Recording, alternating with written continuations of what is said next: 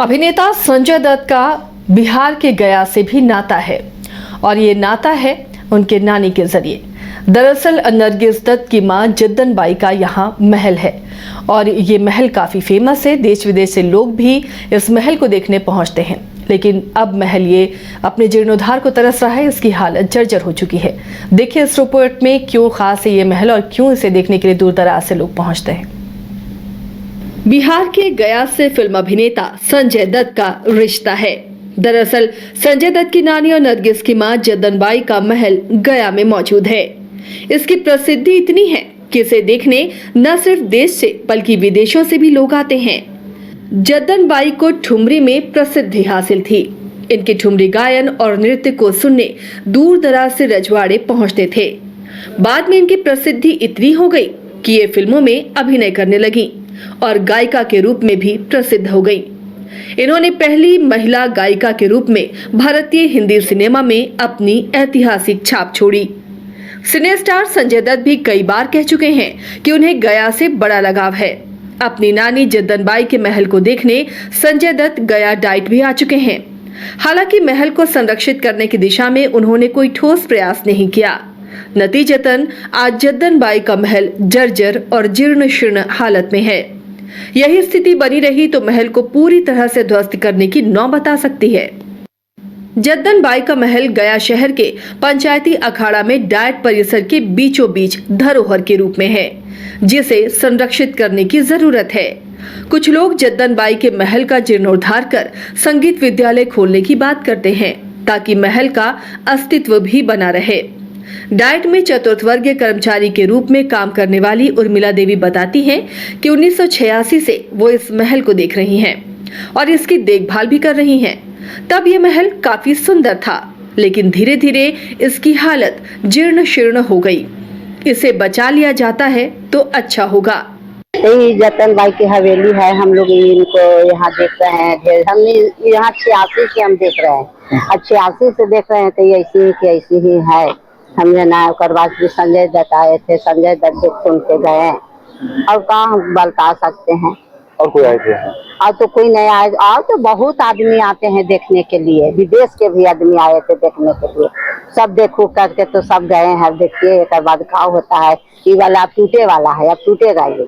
कुछ बनेगा क्या इसमें? हाँ ये बनेगा। क्या बनेगा ये अब हमको नहीं पता है, मगर ये अभी बनेगा। ये टूटेगा। नापी जोखी सब हो गया है। देखिए एक बाद क्या होता है जद्दन बाई की हवेली का। फिल्म अभिनेता संजय दत्त की नानी जद्दन बाई हुसैन का जन्म यूपी के बनारस में 1992 में हुआ था। बनारस में जन्म लेने वाली जद्दन बाई हुसैन की प्रसिद्धि का बड़ा संबंध बिहार के गया से रहा। जानकार बताते हैं कि उनकी सफलता और दबदबे की पटकथा पूरे तरह से बिहार के गया से ही जुड़ी हुई है।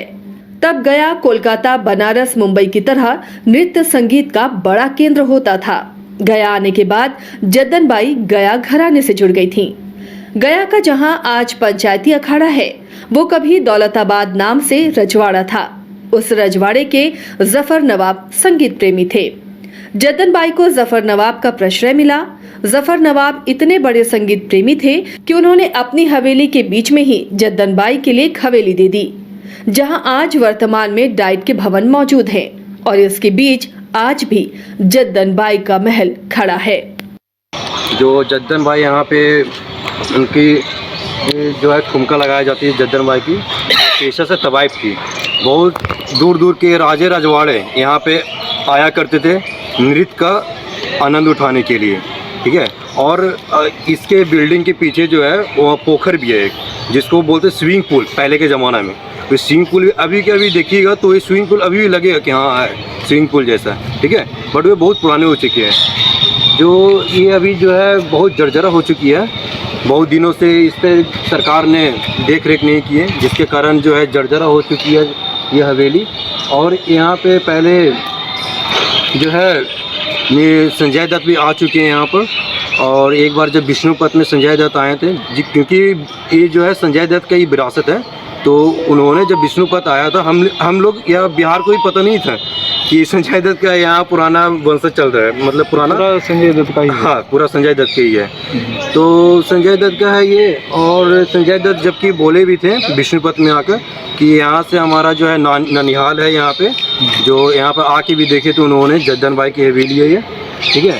तो इसको जो है अभी सरकार के द्वारा देखना चाहिए कि इसको या तो म्यूजियम बना दिया जाए अच्छा से बनाकर इसको, या तो फिर एक म्यूजियम बन जाएगा तो विरासत को बच सकता है। और एक टूरिस्ट पैलेस के बिहार में एक गया, मेन चीज़ गया जगह पे एक टूरिस्ट पैलेस में ये उभर सकता है अगर इसे एक टूरिस्ट पैलेस बना दिया जाए इसे सेव करके, ठीक है। और नहीं तो फिर ये तो जबकि प्रशिक्षण संस्थान यहाँ चलता है, डीलट कॉलेज है यहाँ पे, जिला शिक्षा प्रशिक्षण संस्थान है, तो इसको जो है फिर ध्वस्त करके या तो फिर प्रशिक्षण में कुछ उपयोग किया जाए, यही है सरकार के द्वारा मांग है। इसकी तोड़ने की बात चली थी, इस पर बात सरकार को सोचना चाहिए, क्योंकि हमारा बिहार के डुमराव में बिहार सरकार के द्वारा संगीत महाविद्यालय बनाने की योजना बनाई गई है, क्योंकि उस्ताद स्वर्गीय बिस्मिल्लाह खां साहब भारत रत्न के नाम से डुमराव में कार्यक्रम भी आयोजित किए जाते हैं। और वर्तमान में जो गया की भूमि है तो अपने आप में एक इतिहास है ठुमरी का, संगीत का,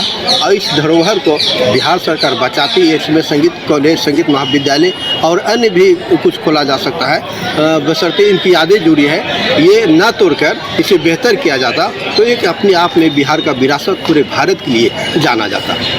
दूर दराज से लोग जद्दन बाई के महल में मन्नतें भी मांगने आते हैं। उनका मानना है कि यहाँ मन्नतें मांगने से पूरी होती हैं। अब जरूरत है जद्दन बाई के इस महल को संरक्षित करने की, ताकि यह ऐतिहासिक धरोहर और इसकी पहचान बनी रहे। गया से न्यूज़ बायोस्कोप के लिए आशीष की रिपोर्ट।